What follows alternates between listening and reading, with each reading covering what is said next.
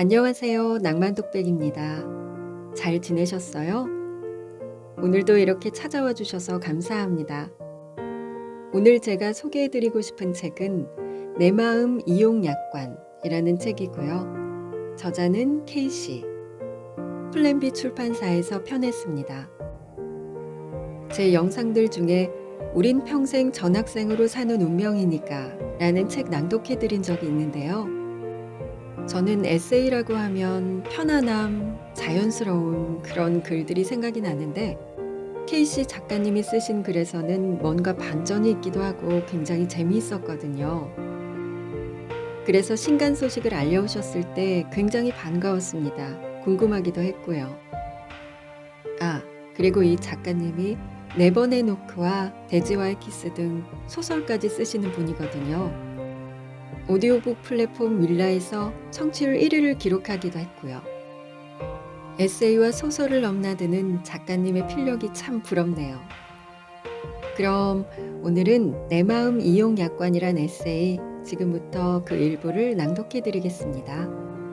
끝까지 함께 해주세요. 어른이 되면 무뎌질 줄 알았다. 덤덤해질 줄 알았는데 더 예리하게 파고들었다. 넓어진 세계만큼 더 많은 슬픔과 기쁨을 이해하게 된 것이다. 그래서 사소한 이야기에도 쉽게 감정을 이입했다. 100가지의 슬픔은 1000가지의 슬픔으로 늘었고 그 폭과 깊이를 측량할 수 있을 만큼 나도 넓어졌다. 그런데 문제는 다른 사람에 대한 이해의 폭만큼 나를 이해하는 폭은 넓어지지 않았다는 것이었다. 정작 나와 친해지는 데는 소홀했다. 남을 이해하듯 나를 이해했어야 했다. 나를 이해하는 것은 해체였고 남에게 위임하는 건 붕괴였다. 내가 쌓은 감정들은 내가 해체해야 했는데 가끔은 붕괴되기도 했다. 남의 평가에 매달린 결과였다. 모든 것이 잿더미가 되는 화재가 잇따랐다. 이제는 첨탑을 높게 쌓기보다 넓은 폭으로 넓혀 구조적인 안정성과 많은 감정을 수용하며 살아야겠다. 그렇다면 답은 세모다. 아랫단을 탄탄히 하겠다. 아플수록 웃었다. 웃는 게 아닌데. 아파서 그런 건데. 어른도 아프다. 어쩌면 통증이 더 넓고 깊게 박히는 것 같다. 상처난 과일이 달다. 시장, 마트 구경을 아주 좋아한다. 껌 하나를 사러 가는데도 발이 가볍다. 사시사철 달라지는 형형색색 과일과 채소를 보는 것도, 상품 구성이 바뀌는 걸 보는 것도 즐겁다. 그래서 마음 가는 사람이 생기면 마트에 가는 게 좋았다. 그 사람의 취향, 가치관이 고스란히 드러나는 공간이 마트였기 때문이다. 여럿이 가까운 곳으로 여행을 가면 장을 보는 건 강력히 자처한다. 카트에 어떤 것을 위주로 싣는지 보는 것은 무척 흥미로운 일이었는데 거침없이 충동적으로 카트에 담는 사람은 성격도 화끈했다. 카트와 매대 사이를 헤매다 결국 매대로 돌아간 초콜릿을 몰래 담아 챙겨준 사람을 사랑해버리기도 했다. 간식 하나 고를 때도 성분표를 보고 생선의 원산지, 고기의 생산 이력까지 따지는 사람은 세심했다. 어려웠다. 그렇다면 나는 어떤 타입인가? 몸에 닿는 건 최대한 좋은 걸로. 그러니까 마트에 가는 건 주로 몸을 위해서 가니 가격은 그다지 중요하게 생각하지 않다가 1+1을 보면 또 발걸음이 빨라진다. 몸에 닿는 옷에는 투자 안 하고 대충 거지처럼 입는 걸 보면 줏대없는 것도 같다. 과일을 사면 가끔 무른 과일이 섞여 올 때도 있었다. 난 신과일을 좋아하는데 먹는 부분은 유독 달았다. 아프면 B급으로 분류돼 가격도 떨어졌다. 한때는 안에서부터 모르는 다친 과일에도 감정을 이입해 나처럼 여기기도 했다. 그렇게 다친 과일을 먹다가 앞니가 살짝 깨졌다. 가만히 깨진 치아를 혀로 낼름거리며 생각했다. 상처난 과일은 모르지만 씨앗은 단단함을 잃지 않았다. 그렇다면 나도 마음씨는 단단하다. 내 뼈가 단단하다는 걸 의식하지 못하는 것과 비슷하다. 심지어 그 씨가 상처나도 새로운 나무를 틔워내는 데는 아무 문제가 되지 않았다. 중요한 건 씨앗. 씨앗이 있다면 그까짓 열매야 다시 만들어내면 그만이었다. 내게 씨앗이 없으면 뿌리 채소다. 구황작물로 사는 것도 멋진 일이다. 가뭄과 장마에도 영향이 적고 비옥하지 않은 척박한 환경에서도 잘 자란다. 바닥에서 덩굴째 캐낼 수 있다. 원물이 쪼개져도 상관없다. 또 신기한 건 나무와 채소를 키울 땐 인위적으로 가지를 자른 후 절단면을 따라 접붙이기를 통해 하나의 개체로 만든다. 프랑켄슈타인 아니야? 장기 이식 같은데? 라고 할 사람도 있을 수 있겠다. 나였다. 접붙이기는 병충해에 강해지고 수확량이 늘어나는 인류 문명과 함께 해온 재배 기술이다. 우리가 흔히 먹는 과일과 채소의 상당수가 이 과정으로 재배된다. 햇볕과 물, 영양분에 상처 치유가 더해지면 과일이든 사람이든 더 성장하는 것이다. 백신으로 소량의 바이러스를 주입해 면역력을 키우는 것도 어찌 보면 같은 과정이라 볼 수 있다. 더 강해지는 과정이다. 몸이 조각나도 씨감자처럼 각자 새로운 덩굴을 만들고 다치면 접붙이기로 더 많은 열매를 만들 수 있다고 농림부가 증명한다. 그렇게 품종 개량하는 것이다. 품종 개량 이전의 과일, 채소를 본다면 지금과는 상당수 다른 모습이다. 난 개량 이전의 농산물들을 보고 실망할 뻔했다. 너무 하찮아서 이거 누구 코에 붙이니? 그런데 생각하니 나 역시 아무것도 아닌 데서 시작됐다. 그렇게 다친 과일처럼 물러졌지만 잼, 청을 만드는 데는 높은 보존성과 범용성을 자랑하니 쓸모를 잃은 것도 아니었다. 아픔, 위험, 상처를 피하면 골마서 가스를 발생시키고 터질 것이 분명하다. 그러니 터지기 전에 에너지로 활용하겠다. 그렇게 아픔을 이용하고 위험은 관리하고 상처는 성장을 위한 장치라고 여긴다. 도무지 사라질 것 같은 아픔을 삭제하려고도 했지만 삭제할 수 없습니다라는 팝업만 떴다. 이제 삭제하지 않고 폴더에 담아둔 후 눈에 보이지 않는 곳에서 삭힌다. 난 매실을 좋아하니 매실로 증명하겠다. 매실청을 담글 때 씨앗에 독성이 있어 씨앗을 빼고 설탕 미생물에 배기를 재우면 장아찌가 된다. 그런데 씨앗을 통째로 넣을 경우 1년 뒤 독성이 싹 빠진다. 시간이 독을 약으로 바꾸는 것이다. 그러니 상처난 과일이면 어떤가? 씨앗이 박살나도 싹을 틔우는데 문제없다. 몸만 있으면 다시 피워낼 수 있다. 앞니를 제물로 바친 후 내가 씨앗을 품은 존재라는 걸 자주 인식하는 편이다. 고작 열매에 연연하지 않고 나무를 만들 수 있는 사람이라고 인지한다. 사람을 보석이나 꽃에 비유하는 건 식상하지만 그래도 그만한 게 없다. 보석을 보자. 단조로운 돌보다 각이 많은 돌의 프리즘이 더 예쁜 빛을 반사한다. 받는 사람, 보내는 사람. 갖고 싶은 게 있으면 베풀어라. 대상 어종보다 큰 미끼는 없다. 돌아온다는 기대가 있다면 낚시 혹은 폰지 사기 언저리에 위치한다. 기대가 없다면 사랑이다. 이건 사랑에 대한 이야기다. 받는 사람, 보내는 사람 역할은 대체로 고정돼 있어 누군가에게는 늘 받는 사람 역할이고 또 누군가에게는 늘 보내는 사람 역할이었다. 관계의 속성은 잘 변하지 않는 것인지 급변하는 세상 속에서도 굳건하다. 호언장담하며 시작했던 스타트업이 분쇄되고 빈털터리가 될 때쯤이었다. 고심 끝에 엄마에게 편지를 보냈다. 어버이날 숙제로 편지를 길게 느려 쓴 기억만 있지 성인이 된 후에는 처음이었다. 교회에 다니는 엄마 친화적인 표현을 담아서 장문의 편지를 썼다. 내가 열심히 했다는 건 두 명만 알아. 하나님과 나.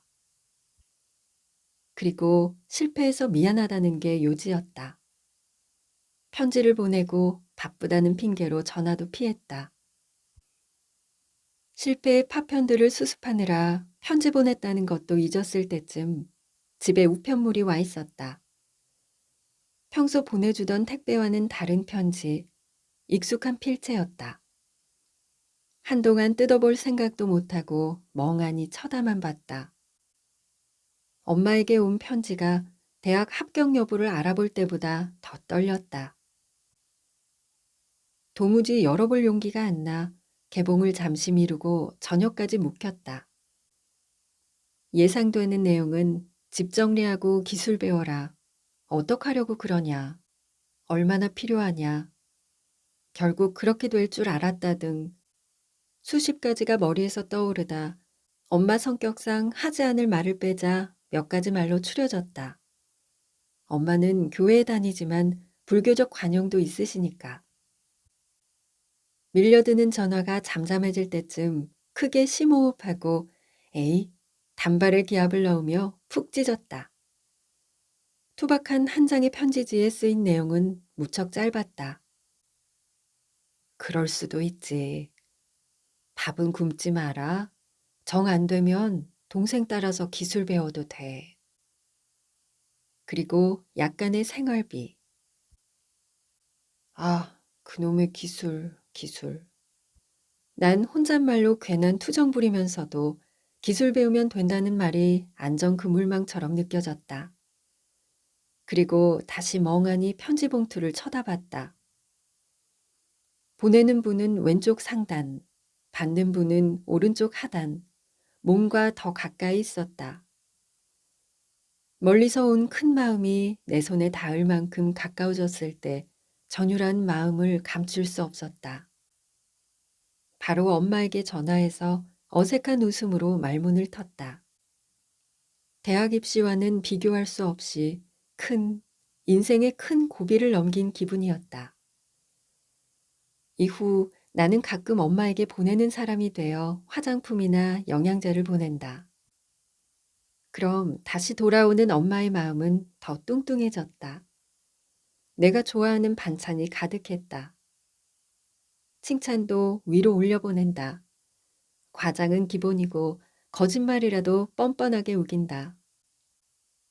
우와, 뭐지? 놀랐어. 지금 당장 식당 자리 알아보자. 너무 맛있어. 칭찬은 위든 아래든 상관없이 많이 하는 게 좋다. 사소한 칭찬이라도 오래 기억에 남았다. 무엇보다 나도 기분 좋다. 심지어 거짓말 칭찬이어도 윈윈이다. 엄마는 똘레랑스라는 말은 모르지만 관용의 삶을 살았다. 맹자를 잘 모르지만 어려운 사람을 보고 그냥 지나친 적이 없는 측은지심의 삶을 살았다. 칸트를 몰라도 약속을 어기지 않는 삶을 살았다. 예수님을 몰랐다고 해도 사랑하는 삶을 살았을 것이다. 이건 순도 100%의 진실이라 칭찬을 남기고 싶다. 엄마라는 존재는 내가 아무리 늙어도 아이가 될 수 있게 만든다. 타락하지 않을 마지막 보루이자 내 순수의 증명이다. 관계를 확장하는 방법은 가끔 예상치 못한 기쁨을 주는 것이었습니다. 가장 쉬운 방법은 역할을 바꾸는 것에서 시작합니다. 먼저 보내는 사람이 되어 보세요. 보증합니다. 절대 손해볼 일은 없고 더구나 주는 마음이 편합니다. 열등감은 차별감. 엘리트 코스를 밟아 의사가 된 아무개가 있었다. 학교 다닐 때부터 전교 3등을 벗어난 적이 없다는 그와 얘기를 나누는데 뭔가 묘했다. 누가 봐도 대단한 친구였지만 그는 그렇게 생각하지 않았던 것 같다. 아마 어디를 가든지 학창 시절의 성적 이야기가 대화의 주제에서 빠지지 않을 것이고, 의사들 사이에서는 개원의와 의대 순위를 두고 우월과 열등 사이를 헤매지 않을까 생각했다. 순위와 등급 속에서 안정과 불안을 동시에 겪으며 사는 그가 행복해 보이지 않았다. 물론 비싼 밥값을 그가 다 냈지만 계속 만날 수 없었다. 그는 열등감을 느낀다고 얘기하지 않았다. 열등감은 말로 표현되지 않고 통각으로 느끼기 때문이다. 보는 사람 마음을 아프게 하는 구석이 있다. 과격한 주장일지 모르나 열등감을 느끼는 사람은 곧 차별주의자다. 열등감을 느낀다는 건 우월감을 느낀다는 것을 반증한다. 사람의 우열을 가리는 것은 그 평가 잣대가 수직으로만 이루어져 언제든 자기가 우월감을 느낄 준비가 돼 있다는 것이었다. 열등감을 느끼는 사람은 반드시 우월감을 느끼고 싶은 내재 심리가 있었다. 보이지 않는 서열에 집중하느라 사람이 바뀔 때마다 널뛰게 하는 기분에 지친다. 열등감이라는 게 그렇다. 무시하기 싫어 먼저 무시하기에 이르니 러시안 룰렛 같은 긴장을 달고 산다. 차라리 우월감을 느끼려는 사람이 낫다. 감춰진 우월감보다 감춰진 열등감을 다루는 게 더 쉬웠기 때문이다. 예전에는 누가 자랑하면 싫었다. 그래, 너 잘났다. 속으로만 비웃었다. 인생을 조금 더 살아보니 이제 자랑하는 사람의 마음을 읽어보려고 노력하게 되는데 그 기저에는 인정받고 싶은 욕구가 있었다. 어떤 유형의 자랑도 모두 동일한 욕구였다. 자신을 인정받고 싶고 나아가 칭찬받고 싶은 욕구로 여긴다. 마음을 조금 더 깊이 살피자 순수한 아이의 모습이 보였다. 자랑하고 싶은 마음을 받아쓰기 100점 받은 아이가 부모에게 달려가는 마음쯤으로 보고 언제든 자랑을 들어줄 마음은 남겨둔다. 자랑 들어줄 테니까 이왕이면 근사한 밥이라도 사. 진심으로 박수 잘 쳐줄 테니까. 징징대는 것보다 자랑하고 싶어하는 마음을 듣는 에너지가 더 기분 좋다. 칭찬할 때는 누구도 손해보지 않았다. 나도 기분이 좋았고 네가 잘 되는 게 나도 잘 되는 거야 라고 생각했다. 반대로 징징대는 걸 들을 때면 내 에너지가 급속히 고갈됐다. 자랑하면 진심을 듬뿍 담아 되돌려준다. 디테일한 내용과 더불어 표정과 제스처에도 신경 쓴다. 내가 칭찬받을 때도 겸손 대신 감사합니다로 넙죽받는다. 꿀 발린 칭찬이면 좀 어떤가. 플라시보는 설탕으로 만든다. 진위를 의심하지 않는 마음이 건강에도 가장 좋은 약이었다. 그렇게 칭찬이 오가는 달달한 관계가 된다. 박수 받는 사람이 하는 건 리액션. 박수 쳐주는 사람이 하는 건 액션. 액션은 주인공의 영역. 인정해주는 쪽을 택하기로 했다. 진심으로 기꺼이 기쁘게 인정해주세요. 앞으로 쭉 칭찬받고 싶어서 찾아올 것입니다. 결코 해가 될 건 없습니다. 팔로워가 생긴 것입니다.